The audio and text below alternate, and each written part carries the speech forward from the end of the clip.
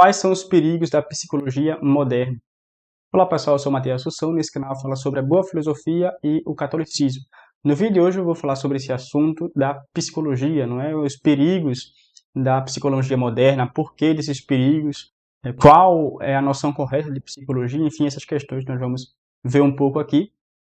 Então se inscreva no canal para você continuar acompanhando esse tipo de conteúdo e ver os vídeos futuros que eu trarei sobre vários assuntos, inclusive psicologia e outras coisas.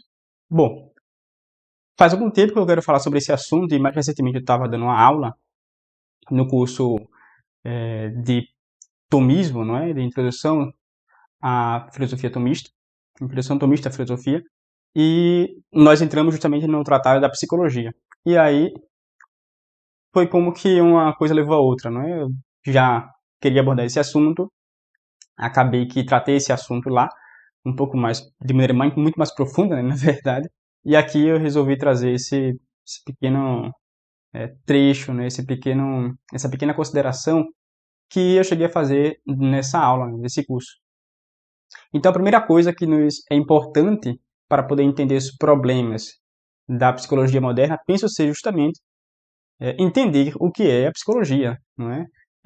Aqui eu não vou aprofundar tanto, né, o assunto, mas a gente precisa saber o que é a psicologia. Ou seja, o quid est, né, o que é, essa é a primeira questão. Então, psicologia, ela é o estudo da alma. É o estudo da alma. Da alma, em geral, e mais especificamente da alma humana, evidentemente.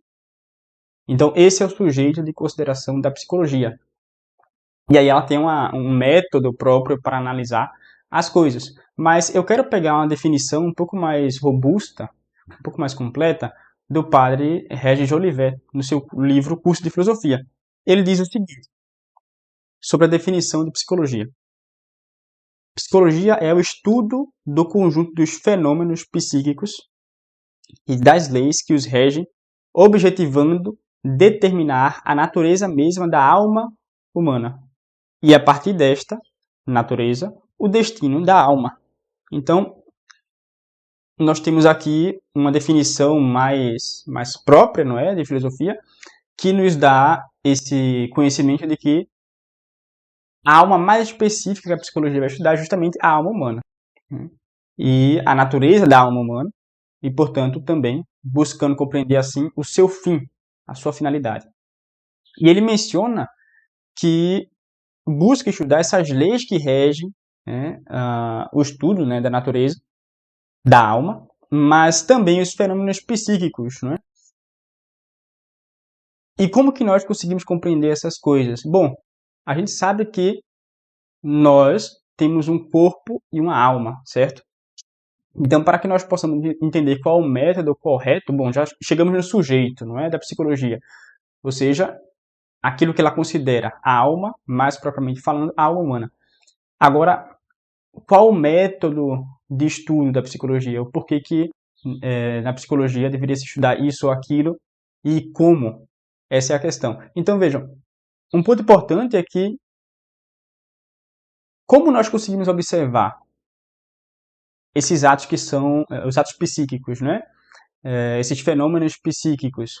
Como que nós conseguimos observar essas coisas? De dois modos. Seja de maneira objetiva ou de maneira subjetiva, de maneira interior e de maneira exterior. Nós podemos dizer que é uma dupla atividade, não é? Nossa, que é uma atividade interna, ou seja, do próprio espírito, né, considerando as coisas, no pensamento, enfim, toda a psique, mas também há uma atividade que é externa, externalizada com o corpo, porque nós somos feitos de corpo e alma, nós somos um composto, uma união composta, ou seja, o ser humano é corpo e alma, não é simplesmente o espiritualismo, não é? Como queriam, por exemplo, em alguma medida, os platônicos, Santo Agostinho, nem o pensamento materialista, tá? Não é isso. Então, temos que encontrar um meio termo, e o meio termo é justamente o pensamento de Aristóteles e Santo Tomás, que eles explicam essa questão muito bem, porque o ser humano, ele é um composto, ele é uma união composta. Nós temos corpo e alma. Então, nós conseguimos observar aquilo que é interno a nós a partir daquilo que é exterior também. certo? Então, uma coisa importante é justamente isso, considerar as nossas ações no mundo. E com isso nós vamos conseguir ter indícios de coisas que acontecem no exterior. Tem aquela famosa frase, né? A boca fala do que o coração sente. Isso é verdadeiro, isso é muito verdadeiro. Então, precisamos ter uma breve noção, quando estudamos psicologia, do que de fato é o homem. Ou seja, a definição de homem e as 4 causas de homem. Um psicólogo que exerce a sua profissão, mas não considera essas coisas, não sabe o que é o homem e não sabe quais são as 4 causas do homem, e não é um psicólogo confiável, não é? Infelizmente. Né? Porque isso é uma coisa principal. Quem estuda antropologia, psicologia, tem que saber essa definição, essas coisas. E o homem é um animal racional. Nós temos aí o gênero próximo, animal, e a diferença específica que é o racional. E dentro dessa definição animal racional, nós temos dentro dessa definição, já nela mesma, aquilo que deriva de sua definição, que são as 4 causas, certo? Nós temos a causa material, que é o corpo, a causa formal, que é a alma, a causa eficiente, que é Deus, que cria o homem, e a causa final é a bem-aventurança. Qual o fim do homem? É a bem-aventurança. Certo? Então, o homem ele é um animal racional que foi criado por Deus para a beatitude sobrenatural, certo? Nós temos, de fato, uma beatitude aqui no mundo, né? Nós temos esse conhecimento aqui no mundo das coisas naturais, mas, no fim das contas, tudo isso deve se subordinar ao fim último do homem, que é a contemplação de Deus no céu, no fim das contas, é a beatitude, ser bem-aventurado, ser beato. Então, essa é a definição do homem, essas são as 4 causas do homem. E qual o problema da psicologia moderna? Que ela não considera essas coisas. Ela não considera essas coisas. Não é? Então, falta o quê? Falta um método, a psicologia moderna, um método baseado... Bom, primeiro, falta ela a noção correta de homem, ou seja, o que é o homem. Falta ela, além disso, a noção correta de psicologia, tá? E falta ela a compreensão das 4 causas.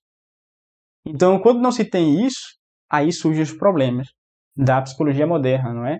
Então, quais seriam os problemas? É a falta de um método realista, que no fim das contas vão empenhar os psicólogos modernos, autores modernos, vão empenhar o quê? Vão empenhar um método baseado no exclusivismo. Uns vão dizer, o que importa é só o espírito, né? Mas eles têm a noção totalmente deturpada do que é o espírito. Outros vão dizer, não, o que importa só é a matéria, são os componentes químicos, não existe livre-arbítrio, é tudo uma questão que está ali dentro e a química vai funcionando e você age, está tudo determinado e não sei o quê. Assim, uma loucura total, né? O pessoal fica viajando assim na maionese, é uma coisa impressionante. Então, é outro erro o materialismo, que isso vem, no fim das contas, além do pensamento positivista. Nós temos na França, né, o Bournet, que foi um autor positivista que vai escrever o livro Força e Matéria, salvo engano, onde ele vai tratar essas questões dizendo que tudo depende da matéria, até a capacidade intelectual depende, diz ele, da massa craniana, né? E de quanto o homem é maior ou menor, enfim, principalmente o cérebro, né? Então, reduz a questão a um pensamento materialista. Isso mais tarde vai desembocar num pensamento totalitário, em regimes totalitários, né? Nazismo, enfim, coisas assim. Enfim, o ponto é que há um problema com esse exclusivismo, esse reducionismo. Se considera apenas o material ou apenas o espiritual, e, além disso, vai reinar como se diz, o subjetivismo. Não é? O que é o subjetivismo? O subjetivismo é a doutrina segundo a qual se considera como correto, digamos assim, né? Apenas aquilo que é do sujeito. Então, apenas aquilo que é do sujeito, ou seja, sujeito cognoscente, é que é verdadeiro. Então, se considera como indiscernivelmente verdadeiro apenas as coisas que partem do ponto de vista do sujeito cognoscente. Esse é o subjetivismo. Tudo se reduz à minha subjetividade, ao meu eu. Eu penso assim, eu considero assim, e quem pensa diferente tudo bem, porque são perspectivas, não é? E aí começa o relativismo, não é? Uma coisa leva a outra. Então temos esses problemas aí que aparecem.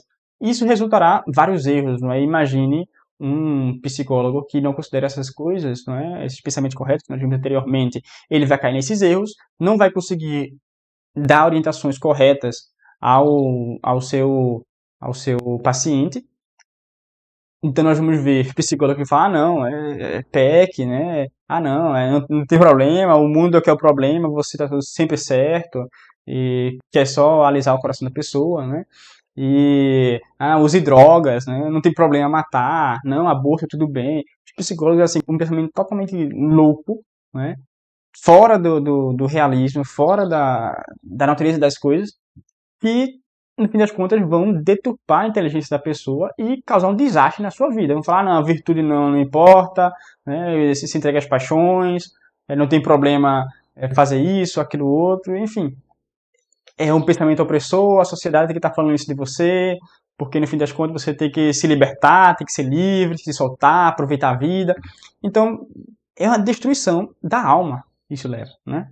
Isso leva à destruição da alma. Não se importa com as virtudes, não se importa com a verdade, enfim, há uma destruição total. Então, isso surge justamente da má compreensão do que é o homem, do que é a psicologia, não é? Do que são as 4 causas do homem. Mas uma pergunta que nós poderíamos fazer é, apesar disso tudo, é possível a psicologia moderna acertar em algo? Sim, é possível acertar em algo, não é? É possível sim acertar em algo. A ciência admite que se acerte em algo, mas não se explique de maneira correta aquilo, não é? Então eu acerto o alvo, mas a explicação não foi correta do que me fez acertar aquele alvo e como ele funciona e tudo mais. Então, é possível explicar? Sim. É possível acertar em algo? Sim. Mas não se consegue explicar direito. E o problema é que isso dificulta a aplicação do remédio. Então, é algo ruim, né? É algo muito ruim. E aí a pessoa, com os fundamentos corretos do que é a natureza humana, do que é a psicologia, qual o fim do homem, a pessoa, o psicólogo, com esses fundamentos corretos, ele vai conseguir direcionar, vai conseguir ajudar, auxiliar, dar os remédios adequados ao seu paciente, não é? Então a solução correta é o quê? A solução correta é uma psicologia, um psicólogo que tem fundamentos realistas, baseado na filosofia de São Tomás, de Aristóteles, não é? E autores que corroboram com isso, com esse pensamento que é realista, tá? Porque o método aí é muito importante para essas coisas. Quando você tem um método correto, baseado na natureza das coisas mesmas e como o Criador as fez, e, no fim das contas, qual o fim do homem, quando nós temos isso em mente, acontecerá um desastre. E, claro, um dos males dos psicólogos atuais é que eles, em razão da maioria não serem católicos, eles não trabalham com sacerdotes, não é? Porque o fato é que há um limite entre a função do psicólogo e aquilo que é trabalho do sacerdote, não é? Ou seja, dirigir as almas para o céu. Nós, por exemplo, como amigos de alguém, nós podemos aconselhar a pessoa, né, isso, aquilo, mas se é uma pessoa que nós não temos nenhuma relação, é difícil, né, dar esse conselho, é até inconveniente, não é? Fazer isso, talvez a pessoa não receba muito bem, enfim. Não cabe, né, tá se metendo nessas questões assim da pessoa que nós nem conhecemos direito. Mas se um amigo nos aproxima, a gente consegue conversar, dar algum conselho, mas também temos alguns limites, porque no fim das contas não temos graça de Estado ele pode não querer seguir o conselho, não é? Mas fato é que o psicólogo também tem limites. Ele tem um limite que é próprio do ofício dele, e se ele trabalha em conjunto com o sacerdote, a coisa ficará maravilhosa, porque ele encaminhará essa pessoa para um bom diretor espiritual que vai ajudar a pessoa ali a resolver problemas que são de ordem mais interior, mais profundas, que cabe a um sacerdote que tenha graça de Estado para poder dirigir essas pessoas. Além disso, com o auxílio dos sacramentos, claro, evidentemente. Não é? Então a pessoa ali começa a assistir a missa, receber o sacramento da confissão, enfim, ter uma vida de piedade, ela vai melhorar, né? É natural que isso aconteça. Então, os bons psicólogos católicos, eles devem fazer isso. Devem fazer isso. Devem sempre buscar essa colaboração mútua, né? E reconhecer que possui um limite. Enfim, este é o vídeo, espero que tenham gostado. Convido-os a fazer parte do plano Saber Pensar, o link está aí na descrição, e lá nós tratamos um dos assuntos, é a psicologia atomista. Bom, espero que não tenha saído o barulho aqui do cão latino para lá e para cá, começou aqui a latir agora. Mas, bom, enfim, o vídeo é esse, nos vemos numa próxima oportunidade, tchau, tchau.